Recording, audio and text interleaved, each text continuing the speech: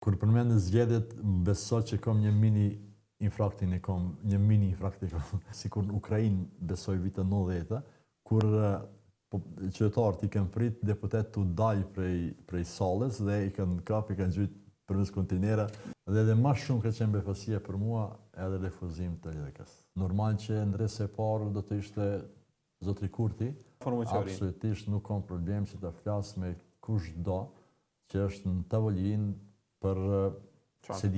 Bashkëpunim parimor, kur përmendë zgjedhjet, beso që kam një mini infraktin,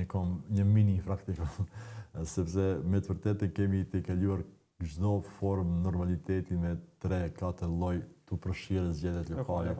Është me të vërtetë tepër dhe unë me hegore kam thonë dhe do kolegëve të mi, derisa nuk vim deri në atë formë sikur në Ukrainë besoj vitë 90, kur qytetarët i kanë prit deputet të dalë prej sallës dhe i kanë kap, i kanë gjujt përmes kontinera. Pak e gore, por me të vërtetë sa herë po na duhet të dalim zgjedhje që të është bollë.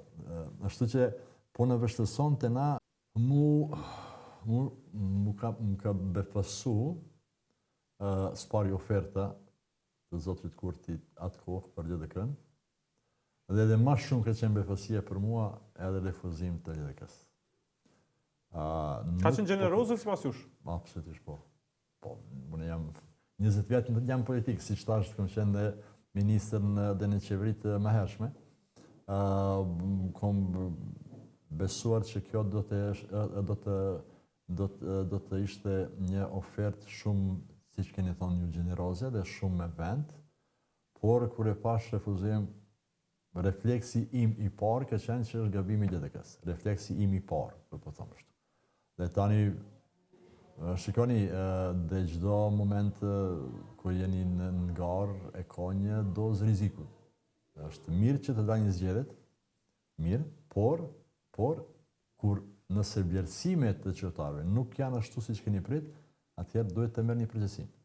Prandaj e ka pasaj momentumi i cili një ofertë ka qenë e mirë, në vendin e LDK-s unë kisha pranuar pak kur farë. Po normale, sikur kam thonë dhe më herët, normale që bazuar në eksperiencë që kemi disa vite të fundit, normal që ndresë e parë do të ishte Zotri Kurti, por absolutisht unë pas 20 vjet unë po njihem personalisht me shumicën e përfaqësuesve, qoftë deputet, qoftë kryetar të partisë dhe kështu me radhë, por absolutisht jam i gatshëm të bisedoj me çdo personi i cili don mirën e Kosovës në formë që mbrojtjen e interesave të komuniteteve, në këtë rast mbrojtjen e interesave. Jeni tapër edhe për partitë e opozitës nëse arrin ta formojë qeverinë. Absolutisht nuk kam problem që ta flas me kushdo që është në tavolinë për CD. Bashkëpunim parimor ose tregime të zhvillimit të përbashkët. Nëse gjejmë vetëm një element për bashkëpunimit, unë jam aty që ta bashkëpunojmë.